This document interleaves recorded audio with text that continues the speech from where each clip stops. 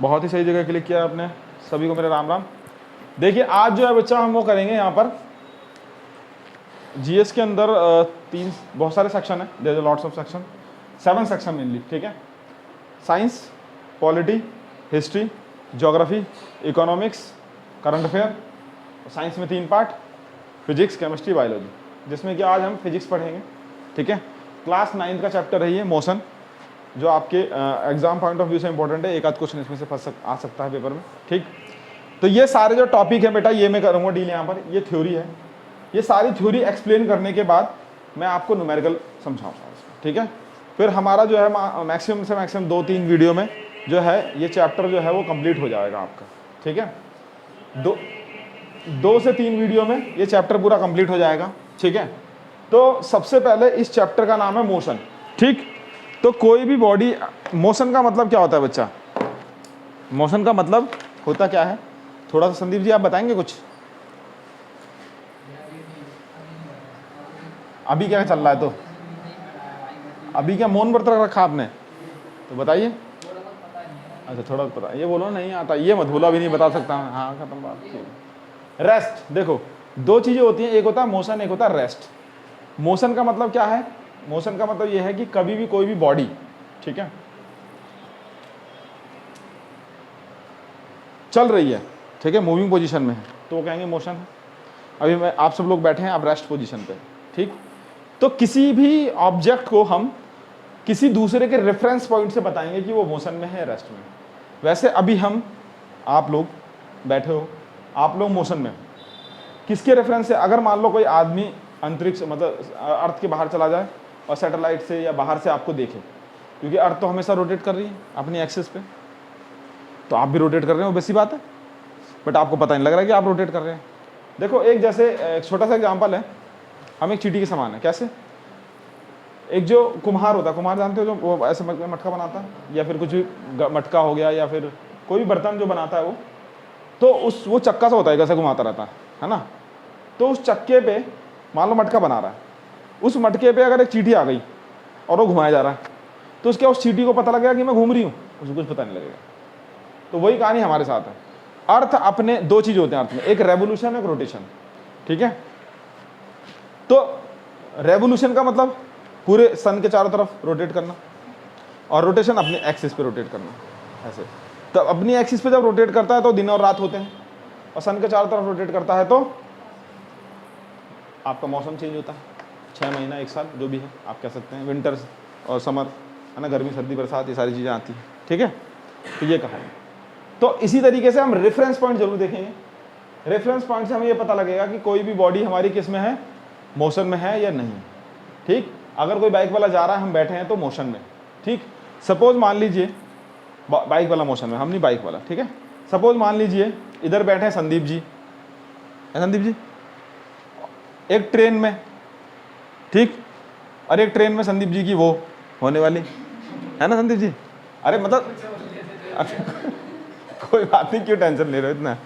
तो अब संदीप जी क्यों नैनो से नैना लड़ रही है भैया, ठीक है। अब क्या कहानी चल रही है? अब चलती जा रही है गाड़ी, ठीक। अब दोनों की स्पीड मान लो है 5 मीटर पर सेकंड। ये किलोमीटर, देखो ट्रेन की स्पीड तो किलोमीटर में होगी, चलो किलोमीटर ले लो आप, ठीक है, बड़ी ट्रेन है, 5 किलोमीटर पर आवर, ठीक है, थोड़ी स्लो स्पीड में ही चल रही है, 5 किलोमीटर पर आवर, ठीक। अब ऐसी स्थिति में क्या होगा? वो उसको देख रहा है, वो उसको देख रहा है, तो दोनों अगर एक ही स्पीड से चल रहे हैं तो दोनों लगेगा कि रेस्ट में ही है, मतलब एक दूसरे को। अगर वो उसको देख रहा है तो उसके लिए वो रेस्ट में है, और वो उसको देख रहा है तो उसके लिए वो रेस्ट में है। और अगर मैं तीसरा बंदा देख रहा हूँ ये क्या चल रहा है भैया, तो वो मोशन में। तो हम, मेरे लिए वो दोनों क्या हैं? मोशन में, ठीक है। ये समझ में आगे कहानी, ठीक। तो ये छोटी सी बात थी कि रेफरेंस पॉइंट बहुत जरूरी है। रेफरेंस पॉइंट मतलब बेस बिंदु, जिससे कि हम किसी भी चीज को जज करेंगे कि वो मोशन में है या रेस्ट में। तो मोशन की कहानी समझ में आ गई, चैप्टर का नेम समझ में आ गया। अब मोशन पढ़ रहे हैं तो उसके बारे में तो पता होना चाहिए ना। तो रेस्ट पता लग गया आपको। रेस्ट का मतलब कोई वस्तु अपनी पोजीशन चेंज नहीं कर रही, विद द टाइम वही है वो, रेफरेंस पॉइंट के अकॉर्डिंग, ठीक है। अच्छा, अब इसके अंदर कुछ पार्ट आता है स्पीड, जैसे आपने बचपन से पढ़ा था, ठीक है।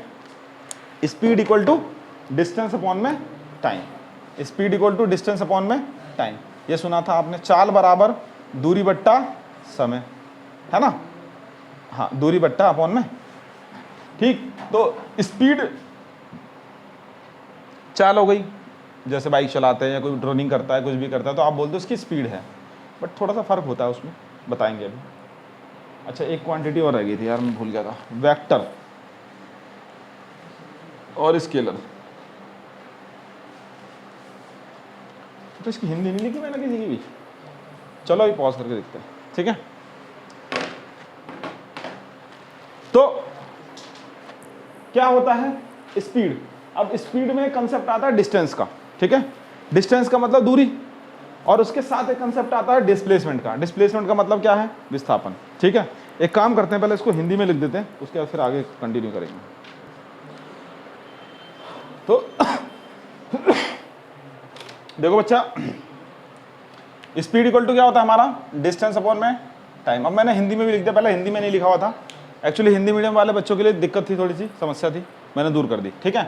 तो पहला स्पीड इक्वल टू क्या होता है, डिस्टेंस अपॉन टाइम, ठीक है।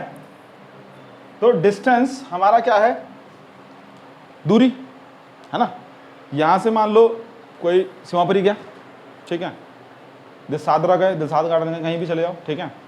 गए आपने, कुछ दूरी तय करी, कैसे भी रास्ते से गए, घूम फिर गए, सीधा रास्ता जो भी है, ठीक।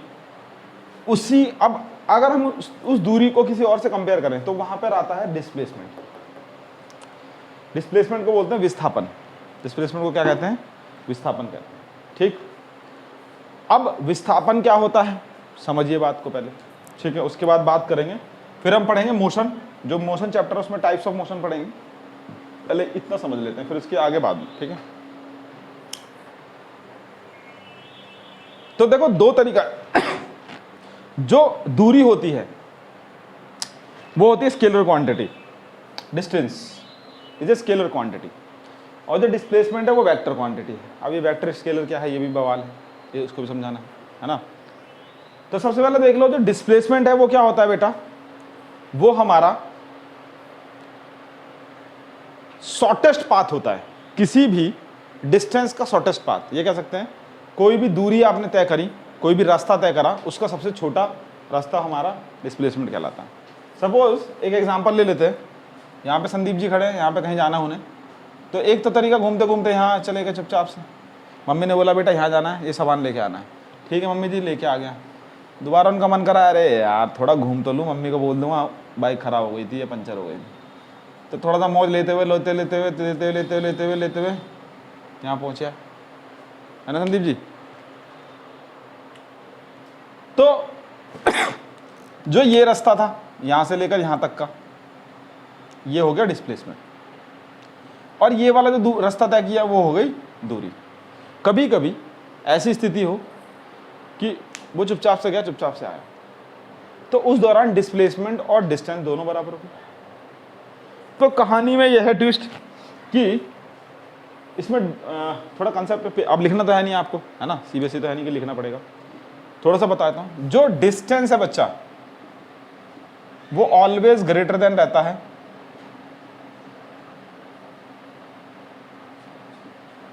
डिस्प्लेसमेंट।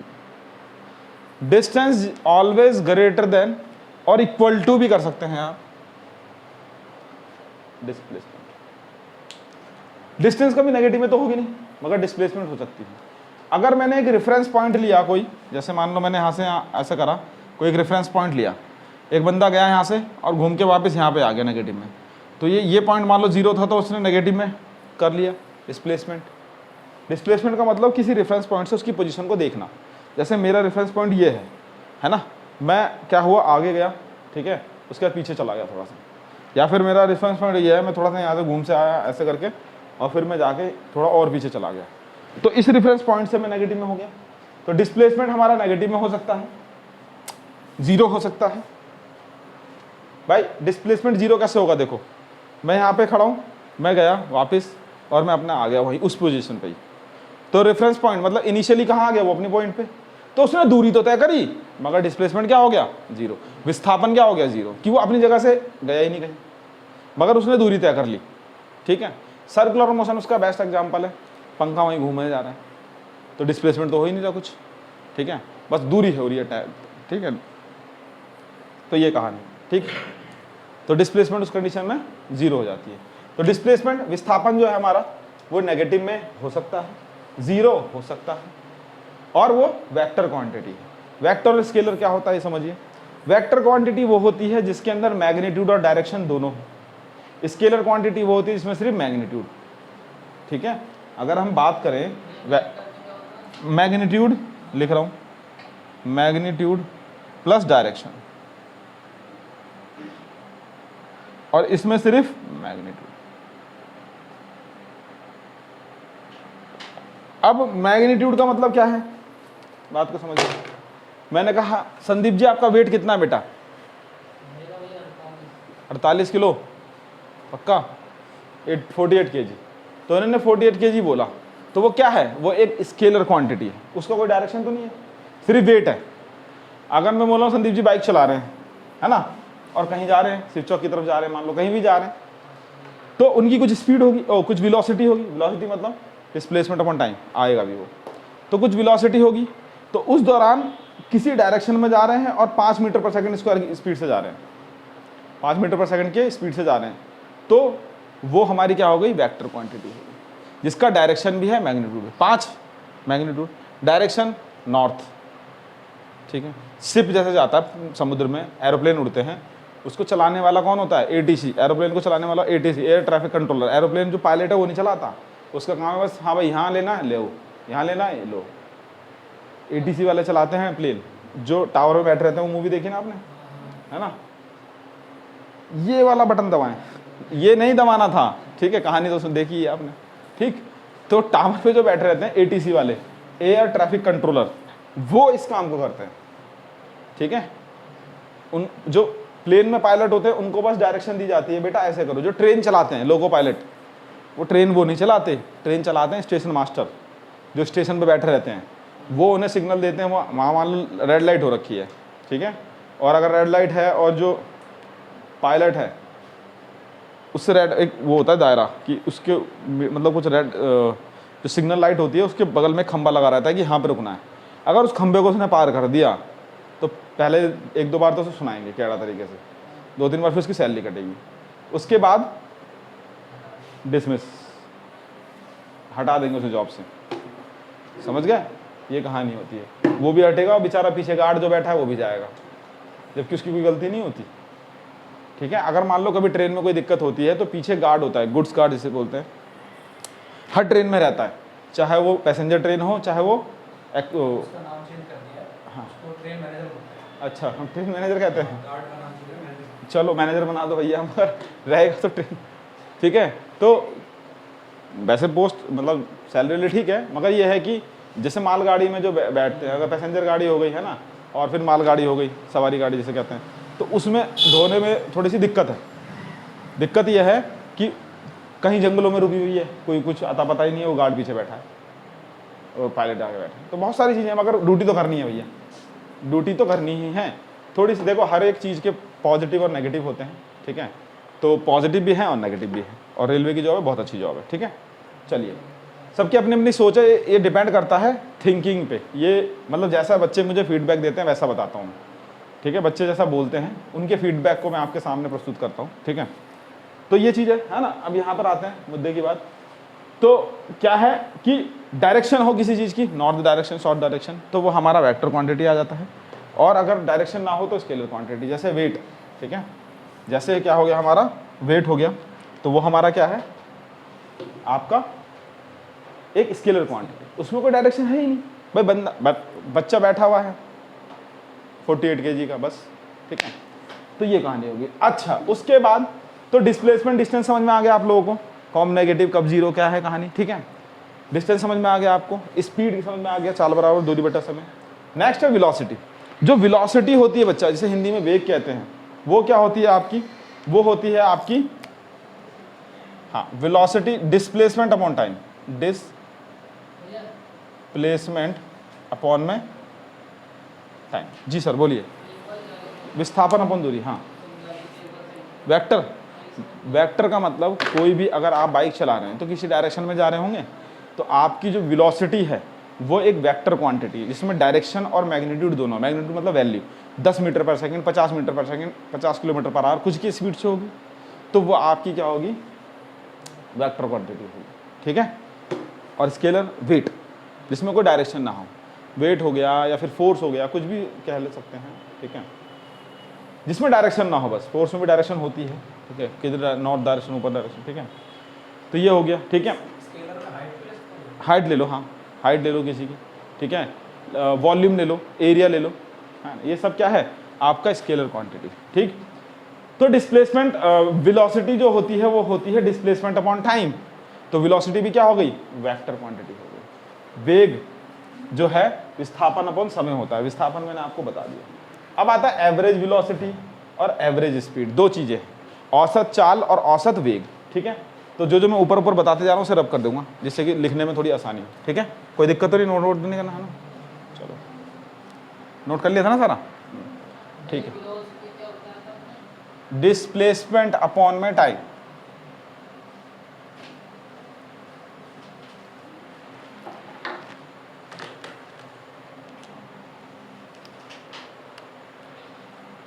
एवरेज स्पीड औसत चाल, एवरेज वेलोसिटी औसत वेग, ठीक है। तो एवरेज स्पीड क्या होता है बच्चा, एवरेज स्पीड होता है हमारा टोटल डिस्टेंस, ये न्यूमेरिकल के लिए फॉर्मूले दे रहा हूं मैं आपको, टोटल डिस्टेंस अपॉन में टोटल टाइम, ठीक है, टोटल डिस्टेंस अपॉन में टोटल टाइम, ठीक।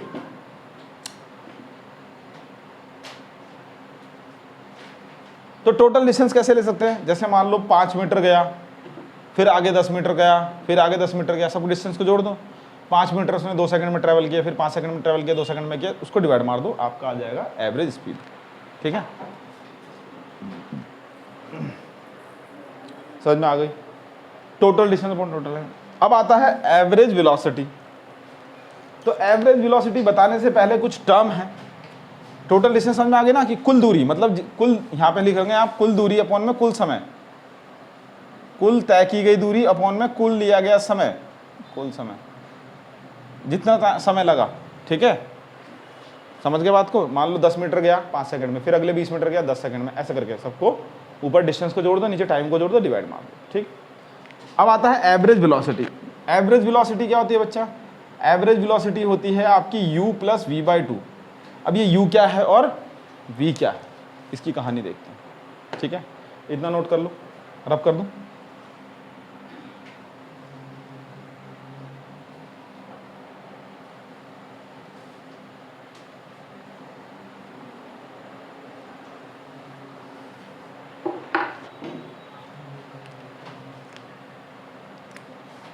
देखो एवरेज वेलोसिटी मैंने बताया u प्लस v/2। u जो होता है बच्चा उसे बोलते हैं initial velocity, initial velocity Hindi में कहते हैं प्रारंभिक वेग, ठीक है। v होता है फाइनल वेलोसिटी, अंतिम वेग, ठीक है। तो दोनों वेलोसिटी को क्या करोगे, जोड़ दोगे और फिर हमारा आंसर आ जाएगा, ठीक। तो u प्लस v/2, जब गाड़ी स्टार्ट, बाइक स्टार्ट करते हैं उस समय जो वेलोसिटी होती है वो इनिशियल वेलोसिटी होती है। फिर किसी टाइम पे हमने बोला कि अब बाइक चला रहा है वो, तो उस टाइम जो वेलोसिटी होती है वो फाइनल वेलोसिटी होती है, ठीक है। दोनों को मैंने क्या कर दिया, ऐड कर दिया, ठीक, ठीक है। फाइनल वेलोसिटी भी 0 हो सकती है। अब आता है ए, त्वरण, एस्केलरेशन। एस्केलरेशन क्या होता है, देखो बाइक में एक एस्केलरेटर होता है जो स्पीड को बढ़ाता है, वेलोसिटी को बढ़ाता है। तो एस्केलरेशन वो क्या करता है, एक तरीके से स्पीड को चेंज कर रहा है, वहीं से फॉर्मूला ड्राइव होता है, वहीं से डेफिनेशन आती है। क्या एस्केलेशन की डेफिनेशन है, चेंज इन वेलोसिटी अपॉन में टाइम, दैट इज कॉल्ड एस्केलरेशन। एक चीज और, वेलोसिटी की जो यूनिट है वो होता है मीटर पर सेकंड है, स्पीड की जो यूनिट है वो भी मीटर पर सेकंड है। डिस्टेंस को हमेशा मीटर में नापेंगे, टाइम को हमेशा सेकंड में नापेंगे। ये स्टैंडर्ड यूनिट, ऐसा यूनिट है। वैसे तो नापते किलोमीटर में भी है, सेंटीमीटर में भी है, सब में है, बट ऐसा यूनिट जो है हमारी वो मीटर है। 7 ऐसा यूनिट है जिसको आपको याद रखना है, बताऊंगा बाद में आपको। 7 ऐसा यूनिट है, जैसे टेम्परेचर को केल्विन में नापना है, स्टैंडर्ड यूनिट। ठीक है, डिस्टेंस को मीटर में नापना है, टाइम को सेकंड में नापना है, इस तरीके से वेट को केजी में नापना है। तो ये हमारे क्या होता है, स्टैंडर्ड यूनिट है, जिसे बोलते हैं सिस्टम इंटरनेशनल। अगर आप ऑस्ट्रेलिया में पहुंच जाओ, कनाडा में पहुंच जाओ, रशिया में पहुंच जाओ, कहीं भी पहुंच जाओ, सबको इसी तरीके से नापा जाएगा। वेलोसिटी को मीटर पर सेकंड में ही नापेंगे। बेशक आप उसे कन्वर्ट कर दो, मगर स्टैंडर्ड यही है। समझ में आ गई बात? ठीक है। तो change in velocity per unit time that is called acceleration. आपने क्या करा, एस्केलेटर बढ़ाया, थोड़ा सा बढ़ाया, थोड़ा सा बढ़ाया, वो बढ़ाते बढ़ाते स्पीड बढ़ गई, ठीक है। तो आपने वेलोसिटी चेंज कर दी, पहले चल रही थी 10 की स्पीड से, फिर हो गई वो 20 की स्पीड से। एक समय ऐसा आएगा जब हाईवे में पहुंच जाएंगे आप, उस समय बाइक बस ऐसे चलाते हो, मान लो 60 की पे चल रही है, 50 की पे चल रही है, 40 की पे चल रही है, जितने भी चला रहे हो, 40 की स्पीड पे चला रहे हो आप, ठीक है। उस समय एस्केलेरेशन जो होता है वो होता है कांस्टेंट, क्योंकि वेलोसिटी में कोई चेंज ही नहीं हो रहा, जीरो नहीं होगा। कांस्टेंट बोला है मैंने, जीरो का मतलब बाइक रुक गई, जब बाइक रुक जाएगी तो जीरो हो गया, तो उसे बोलेंगे हम कांस्टेंट एस्केलेरेशन, ठीक है। हाँ, कांस्टेंट वो तो आती होगी यार, इसमें कोई बड़ी बात कोई नहीं। एस्केलेरेशन मतलब स्थिर त्वरण, हिंदी में से त्वरण कहते हैं एस्केलेरेशन, ठीक है, त्वरण कहते हैं, ठीक। यूनिफॉर्म एस्केलेरेशन क्या है कि जब बच्चा कोई भी गाड़ी जो है, कोई भी बाइक या कार और कुछ भी, हर 10 सेकंड में 10 मीटर चल रहा है, हर 5 सेकंड में 5 मीटर, मतलब equal interval of time cover equal displacement या equal distance, that is called constant acceleration. जैसे यूनिफॉर्म मोशन की बात करें, नॉन यूनिफॉर्म मोशन की बात करें, तो यूनिफॉर्म मोशन ये होता है, यहाँ से मान लो शिव चौक जाना है हमें, अब तो रोड बन गई भाई, ऑब्वियस सी बात है, हर 10 मीटर आप 5 सेकंड में तय कर रहे हैं, हर 10 मीटर 5 सेकंड में तय कर रहे हैं, तो that is called a uniform motion. उसे क्या कहेंगे, सॉरी, यूनिफॉर्म मोशन, उसे हम क्या बोलेंगे, यूनिफॉर्म मोशन बोलेंगे, ठीक है। उसे हम क्या बोलेंगे, यूनिफॉर्म मोशन बोलेंगे। हर 10 सेकंड में बच्चा हर 10 सेकंड में 10 मीटर तय कर रहा है, यूनिफॉर्म मोशन। नॉन यूनिफॉर्म, मान लो आपने 10 मीटर गए 5 सेकंड में, फिर कोई बच्चा आ गया, अरे यार बाइक हो गया, फिर अगले 10 मीटर 10 सेकंड लगा दिए, फिर 20 सेकंड लगा दिए, फिर 30 second, unequal distance, unequal interval of time, that is called non uniform motion. तो सेम ऐसी कहानी है, यूनिफॉर्म एस्केलेरेशन और नॉन यूनिफॉर्म एस्केलेरेशन, ठीक है। इसके नीचे लिखा नहीं मैंने, नॉन यूनिफॉर्म एस्केलेरेशन, वही टाइम के साथ साथ चेंज होना। उसके बाद आता है रिटार्डेशन। रिटार्डेशन का मतलब क्या है, जब कभी भी बाइक हमारी रुक रही हो, ब्रेक लग रहे हो, रुक रही हो, तो उस दौरान जब एस्केलेरेशन जो है नेगेटिव में हो जाता है, उसी को हम बोलते हैं रिटार्डेशन। बाइक जब चला रहे हैं, जब आप रोक रहे हैं तो वो माइनस में आता है, क्योंकि आप एस्केलेटर को ऐसे करते हैं, पहले ऐसे करते हैं, फिर ऐसे करते हैं, छोड़ते हैं, ठीक है, तो वो क्या हो जाता है, हमारा नेगेटिव में आ जाता है, उसे बोलते हैं रिटार्डेशन, ठीक है। इक्वेशन ऑफ मोशन 3 होती हैं, ठीक है, 3 इक्वेशन ऑफ मोशन है, वो देख लो जरा एक बार। उसके बेसिस पे बेटा न्यूमेरिकल करेंगे जो हमारे चैप्टर में है, ठीक है। कुछ कुछ बेसिक न्यूमेरिकल, ज़्यादा टफ न्यूमेरिकल नहीं आते, मतलब आपको जस्ट ये है कि वो जस्ट ये जानना चाहते हैं आपसे कि आपको फॉर्मूले पता है या नहीं पता, ठीक है।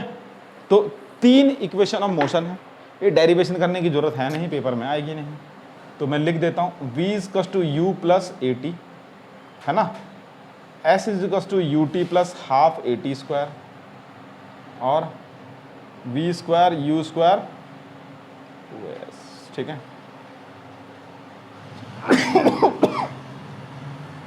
v मैंने बताया था फाइनल वेलोसिटी,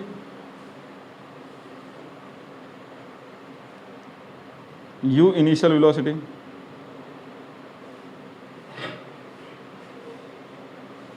t टाइम है ना, s डिस्प्लेसमेंट है यहाँ पर,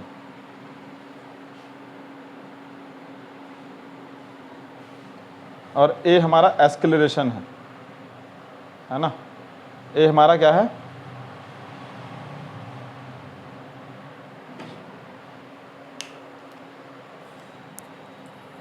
ठीक, बस हो गया सारा, और तो कुछ नहीं बचा, ठीक है।